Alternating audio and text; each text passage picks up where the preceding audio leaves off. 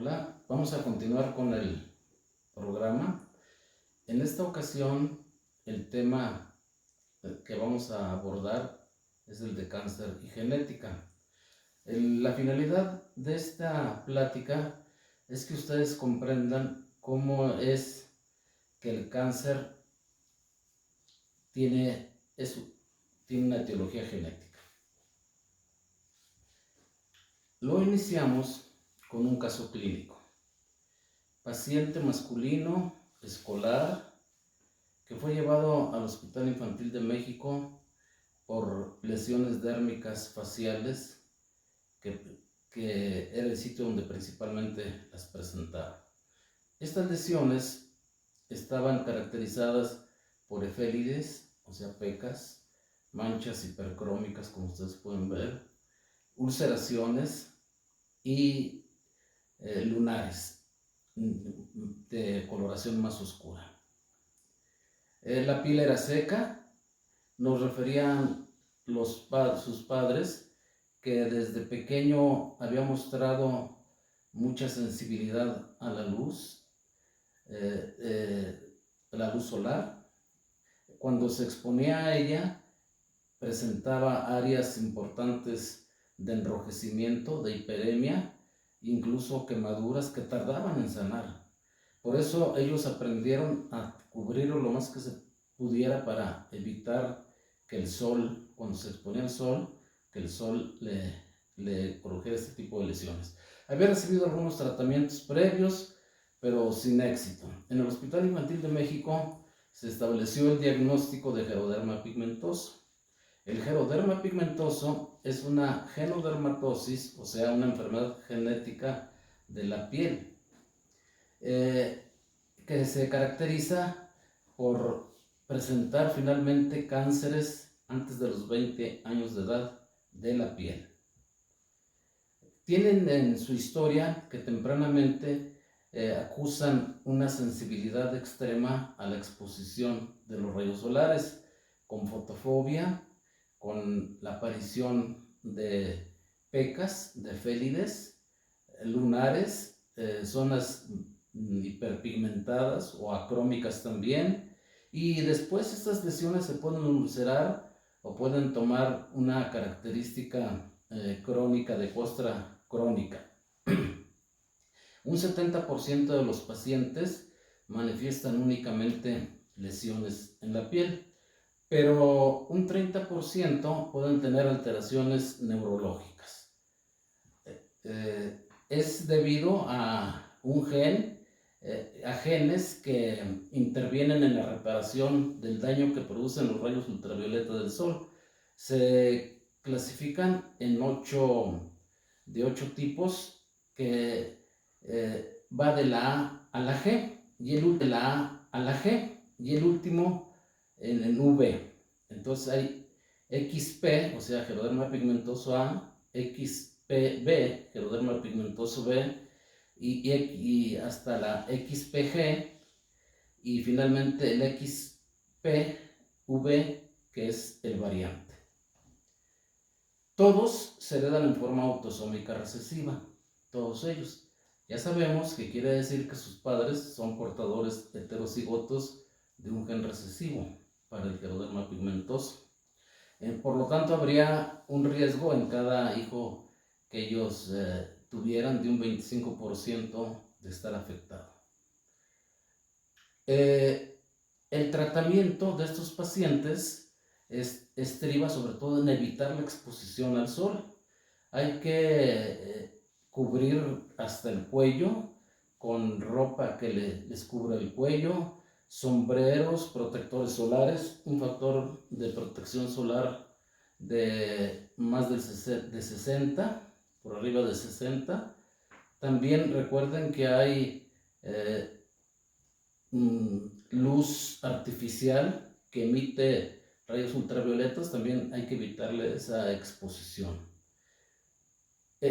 A estos pacientes es muy raro que desarrollen melanomas, generalmente son cánceres de la piel de tipo no melanoma. Sin embargo, sí tienen 2000 veces más la posibilidad de desarrollar melanoma que la población general. El tratamiento, como ya dijimos, estriba en la protección, a evitar la exposición al sol, y hay un fármaco, imiquimod, que se aplica tópicamente cuando el cáncer no melanoma es incipiente, con buenos resultados.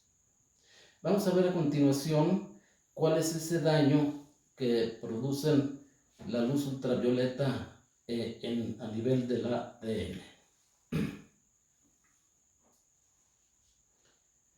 Es un video corto, pero muy explicativo, y verán que va a quedar esto muy claro.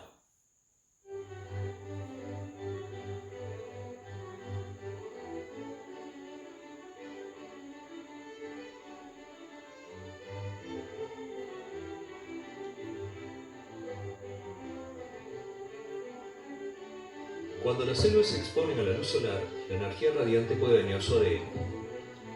Por ejemplo, la radiación ultravioleta causa la formación de enlaces covalentes entre dos bases timina adyacentes, localizadas en la misma hebra del ADN.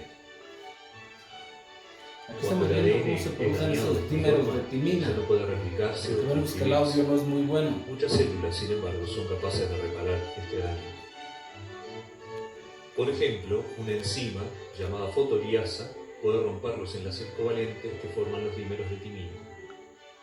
Esta enzima ya no puede replicarse o Vemos que el audio transcribirse. no es muy bueno. Muchas células, sin embargo, son capaces de reparar este daño. Por ejemplo, una enzima llamada fotoliasa puede romper los enlaces covalentes que forman los dímeros de timina. Esta enzima requiere de luz visible para actuar. La usa como fuente de energía para romper los enlaces covalentes. Por eso este mecanismo se lo conoce como reparación luminosa. Un segundo mecanismo de reparación involucra una enzima que separa el segmento dañado de la hebra de ADN que lo contiene. Este proceso no requiere de luz, por lo que es llamado reparación oscura. Los nucleótidos escindidos son entonces reemplazados por la ADN polimerasa. La ADN ligasa forma el último enlace fosfodiéster. El daño quedó reparado.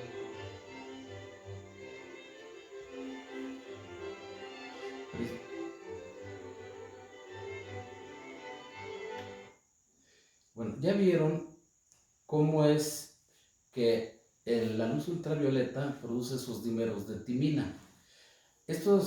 Al producirse esos dímeros de timina, desestabiliza el ADN y hace que no se replique. Pero nosotros tenemos afortunadamente mecanismos reparadores que ya vieron cómo quita ese dímero de timina, y de dos formas. Uno requiere de luz, que es por una sola enzima, y el otro requiere no de luz, de una reparación oscura, en la que se quita un fragmento, una secuencia de ADN, y se repara por las bases que fueron eliminadas. Aquí vamos a continuar hablando solamente de generalidades sobre el cáncer, pero ya ustedes llevan una materia que es la de oncología, y ahí se verá más amplio muchos aspectos epidemiológicos, en fin, del cáncer. Como podemos ver en esta lámina, el cáncer no es nada raro, es frecuente. En alguna etapa de la vida, a uno de cada tres de nosotros, nos van a diagnosticar cáncer. Y uno de cada cuatro va a poder morir de cáncer. Hay alrededor de 200 tipos diferentes de cáncer. En Estados Unidos, en el año 2018, se esperaba la presencia de 1.735.000 nuevos casos, y de esos alrededor de 600.000 fallecerían. La mortalidad vemos que es mayor en varones que en mujeres, y esto está determinado precisamente por la protección que tienen las mujeres por tener sus dos cromosomas X. Vemos que es más elevada la mortalidad en varones que en mujeres. En los niños se presentaron en el 2017 15.270 casos y de esos fallecieron 1.790. Pero también, a pesar de ese incremento de cánceres, también se ve que se ha reducido la mortalidad, como pueden ver en los 3 últimos renglones. Y esto obedece a un diagnóstico más precoz, a tratamientos innovadores con nuevos fármacos quimioterapéuticos para el manejo de los mismos. Los cánceres, el más común son los carcinomas, que como todos sabemos son cánceres que afectan el tejido epitelial, ya sea de las mucosas o de la piel. Y un pequeño porcentaje son sarcomas y los demás del tejido hematopoyético. Para ver cómo es que se empezó estos pasos hasta llegar a comprender por qué el cáncer es una enfermedad genética, existen datos preliminares muy interesantes. Un médico imagenólogo norteamericano estudió 200 especímenes de huesos fosilizados para ver cómo es que se empezó estos pasos hasta llegar a comprender por qué el cáncer es una enfermedad genética. Existen datos preliminares muy interesantes. Un médico imagenólogo norteamericano estudió 200 especímenes de huesos fosilizados de dinosaurios que buscó en los diferentes museos de los Estados Unidos. En 29 de ellos encontró tumores óseos en huesos de los dinosaurios tipo hadrosaurio, que son los que tienen forma de pico de pato. Louis Leakey, un paleoantropólogo muy reconocido, él encontró en un homínido del tipo Homo erectus evidencias de un tumor óseo. Esto data de hace 1.600.000 a 1.900.000 años. La primera evidencia de un tumor cancerígeno en humanos data de un cráneo con una antigüedad de 2.500 años antes de Cristo, de la era de bronce. Un cráneo femenino con lesiones óseas que corresponden a un cáncer de hueso. También durante esos años se han encontrado en papiros provenientes de Egipto escrituras en las que se narra tratamientos y pacientes con este tipo de cánceres.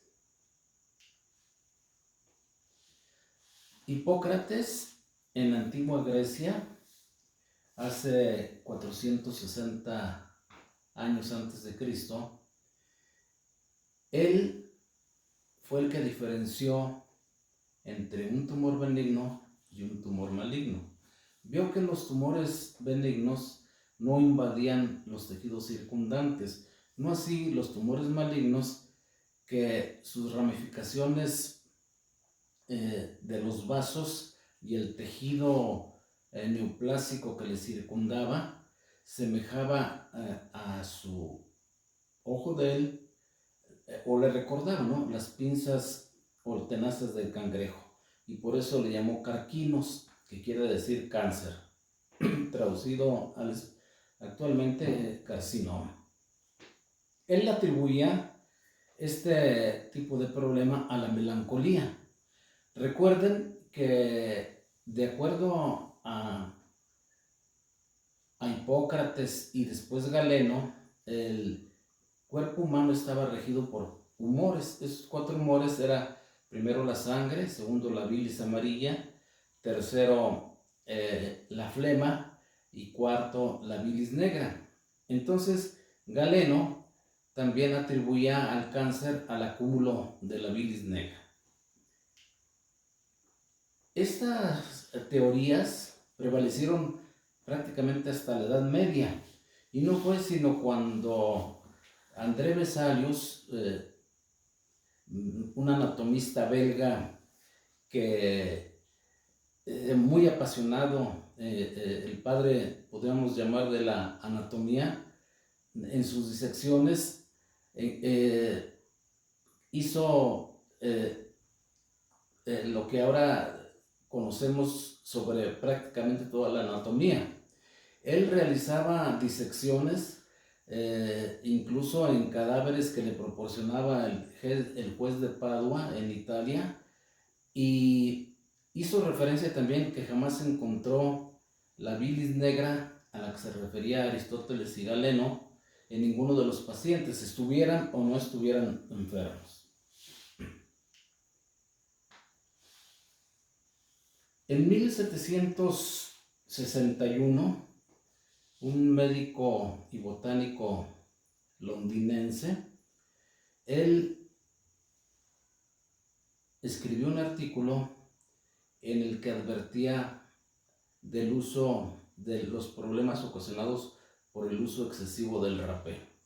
El rapé era un tabaco seco molido, aromatizado, que lo inhalaban a través de las narinas. Entonces él encontró que los pacientes que inhalaban frecuentemente este rapé desarrollaban tumores en los conductos nasales. Un poquito más tarde, otro médico británico, un cirujano británico, él observó y publicó que en hombres inusualmente jóvenes, desarrolló un tipo de cáncer de escroto, y todos tenían el antecedente de haber sido desollinadores en alguna época de la vida. Entonces, el hollín que estaba en esas chimeneas tenía algo que causaba el cáncer de escroto.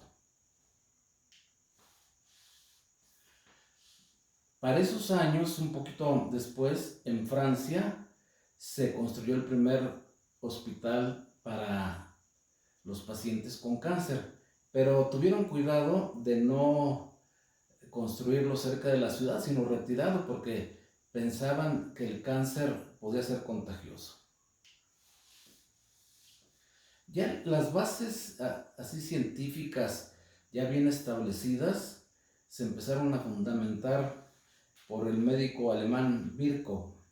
Él, en su principio, que de la célula se genera otra célula, dio la pauta para que se empezara a considerar esto como la base para el estudio del cáncer. Ya había la idea por algunos otros médicos de esa época, científicos de esa época, que las células se dividían. Sin embargo, estaba muy marginado todo este tipo de publicaciones por las creencias religiosas. Se iría la sensibilidad religiosa, sobre todo lo referente a la creación, porque se consideraba que existía la espontaneidad. Esto quiere decir que, por ejemplo, en la carne podrida podían aparecer los gusanos, las larvas, espontáneamente. Y esto se consideró durante muchos años. Sin embargo, Virchow estableció que no, que de una célula se iban a ir dividiendo las células hasta formar tejidos. P.T. Rose, en 1911, hizo estudios muy interesantes. Cuando él estuvo a cargo en el hospital del departamento de virología en el Instituto Rockefeller, se, se preguntaba si era posible que los virus causaran cáncer.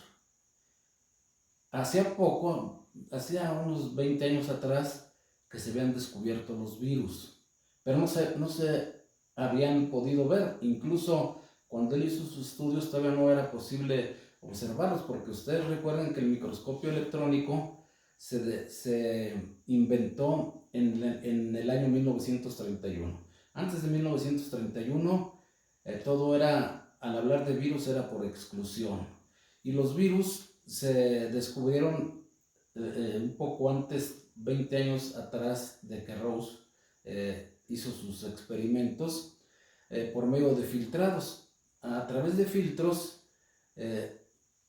iban excluyendo bacterias y esos líquidos infectantes, cuando ya no había ninguna bacteria, los aplicaban y veían que causaba infección.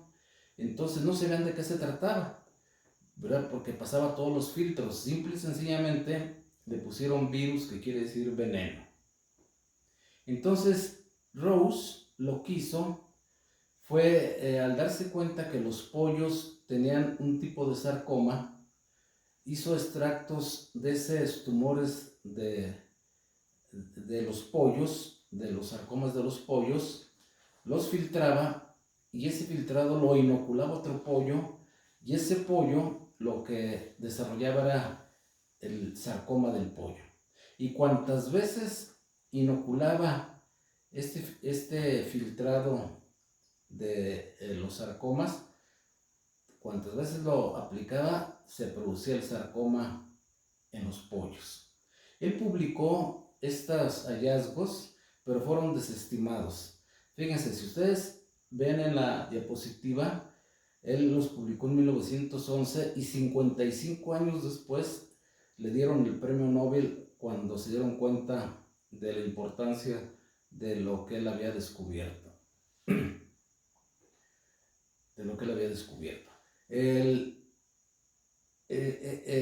Él falleció 4 años después.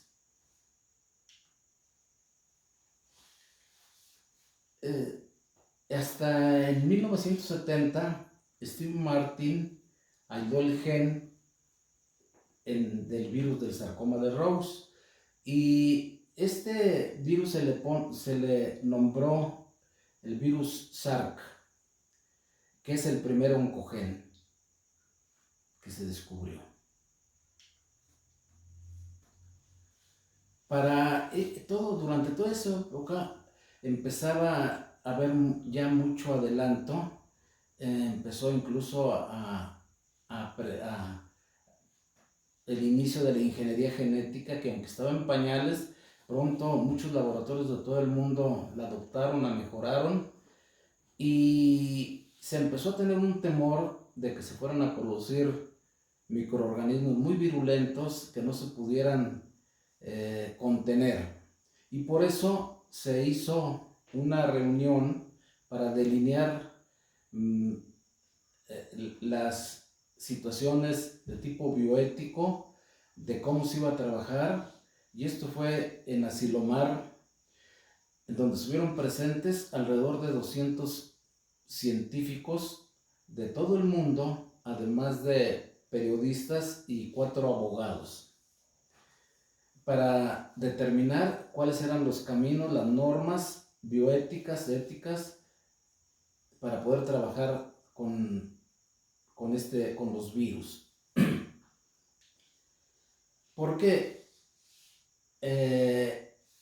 estos investigadores les dieron el premio Nobel porque ellos demostraron cómo es que este virus del sarcoma de Rose produce el sarcoma.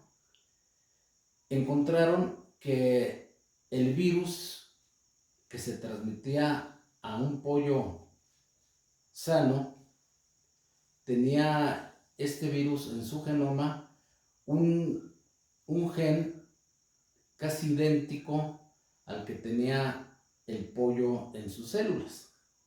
Entonces, esto quiere decir que en algún momento de la evolución, el virus adoptó este oncogen de algún animal, porque se encontró no solamente en este virus en los pollos, también se encontró en codornices, en diferentes aves, hasta en emus, se encontró en mamíferos, en insectos, como la drosofila. Quiere decir que este gen ya existía desde hace miles de años, ¿verdad? Pero que al momento de que el virus lo recibe y lo toma en su genoma, lo modifica, y al entrar este virus ya modificado a un huésped, desbalancea todo su sistema, su genoma, y hace que se produzca el cáncer. Esto es en el oncogen, y se llama proto-oncogen a ese gen que puede sufrir esa alteración cuando recibe el oncogen. Es un proto-oncogen, y el oncogen es el gen que ya va mutado, y el proto-oncogen es el gen que puede mutar y hacerse oncogen. Para que quede esto más comprendible, vamos aquí a explicar algo sobre cómo es que la célula puede su genoma adoptar otro fragmento, otra secuencia de un gen diferente. Se sabía que los fagos, que son virus que atacan a las bacterias, al atacar ese virus, ese fago a la bacteria, puede tomar secuencias de esa bacteria, llevarlas a su genoma y transferirlas a otra bacteria. Eso ya se sabía. Entonces, la ingeniería genética, la bacteria que más se utiliza es la E. coli. Y de esta forma, ustedes van a ver cómo se puede introducir un fragmento que uno desee de ADN, o sea, un gen. La bacteria lo va a adoptar en su genoma, y entonces se va a formar lo que se llama ADN recombinante. Entonces, esta bacteria, como se multiplica muchas veces, se puede obtener el producto que uno desee rápidamente. Ustedes pueden comprender cómo es que por eso se tenían que hacer esos lineamientos para poder experimentar con los virus, porque se pueden salir de control. Incluso ustedes en fecha reciente no quitan el dedo del renglón que este coronavirus haya sido producido en algún laboratorio de China y se le salió de control, ¿verdad? No es difícil que eso haya ocurrido. ¿O es una teoría nada más? Bueno, actualmente, en función de cómo es la fisiopatología del cáncer, en base a estos incisos que estamos viendo aquí, es donde se hace las investigaciones. O sea, unos de ellos investigan sobre las fuerzas que impulsan a crecer y multiplicarse la propia célula. Sabiendo que las células de cáncer son insensibles, ahí estudian sobre eso. Que son resistentes a ser aniquiladas, otros investigadores están estudiando así eso. Que son inmortales, otros estudian referente a eso. En fin, en base a estas características del cáncer es hacia donde están dirigidas las investigaciones. Y anualmente se reúnen científicos que están investigando sobre el cáncer para que no se repitan las investigaciones y avanzar más sobre este entendimiento. En el 2011 le agregaron estos otros dos incisos para que se investigara sobre ellos: el metabolismo de la célula cancerosa, que es anormal, y cómo la célula cancerosa evade y destruye el sistema inmunológico. El primer gen oncogen cancerígeno fue el gen RAS, y el primer gen supresor de los tumores fue el del retinoblastoma. Lo descubrió este investigador, que le fue otorgado el Premio Príncipe de Asturias. En 1979, varios investigadores, aquí están dos de ellos, descubrieron a otro gen supresor de los tumores, que es el gen P53, que lo denominan gen guardián de nuestro genoma. Este gen es un gen supresor de los tumores que interviene prácticamente en todos los cánceres, y es un gen que va localizado en el brazo corto del cromosoma 17. Este gen tiene las siguientes funciones: puede detener el ciclo celular, activa enzimas de reparación del ADN, hace que entren a la senescencia y activa a la muerte celular programada. Este gen es el más estudiado en la biología molecular. Es un gen salvaje, quiere decir que actúa como es, sin modificaciones.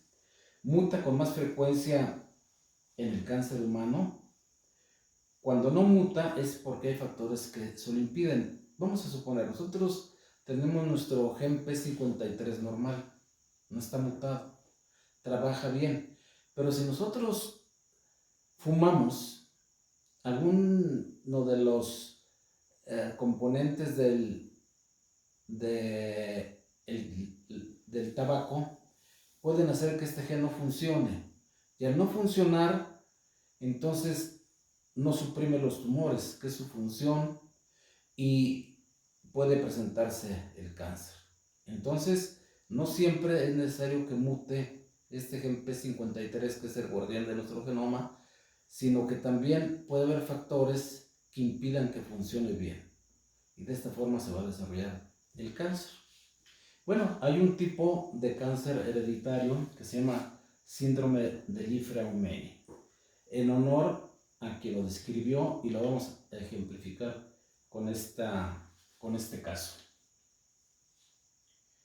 Esta paciente, actualmente de 41 años, o cuando se describió, cuando ella tenía 4 años, su hermana de 9 años estaba enferma, no sabía de qué, pero después supo, y falleció de un cáncer del sistema nervioso central.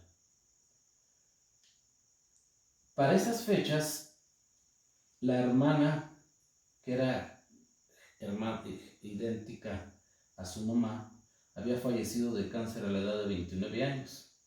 Poco tiempo después, la madre de ella empezó a presentar también cáncer en el seno, y falleció también por cáncer del seno. A ella, cuando tenía 24 años de edad, se le diagnosticó cáncer del seno, se sometió a una mastectomía, y por la posibilidad de que en el otro seno fuera a tener, a iniciarse un cáncer, a sugerencia de su médico, se le extirpó, y sí se encontró una lesión premaligna. Actualmente, con el tratamiento ya ha sobrevivido, pero un hijo de su hermano falleció también de cáncer del cerebro. Entonces, cuando hay una mutación en el gen P53, se condiciona el síndrome de Li-Fraumeni, y va a presentarse de cánceres de diferente forma, y prácticamente en todas las generaciones, como están viendo aquí. No hay, pues, como la prevención, con el advenimiento de métodos genéticos de biología molecular para diagnosticar la predisposición al cáncer del seno, gracias al efecto de Angelina Jolie, que se sometió a una mastectomía bilateral al saber que ella era portadora del gen para el desarrollo del cáncer mamario, y poco tiempo después a una oforectomía y extracción de trompas también por la posibilidad de desarrollar cáncer de ovario. Entonces, con esto finalizamos. Si tienen ustedes alguna duda, háganmelo saber por este medio. Muchas gracias.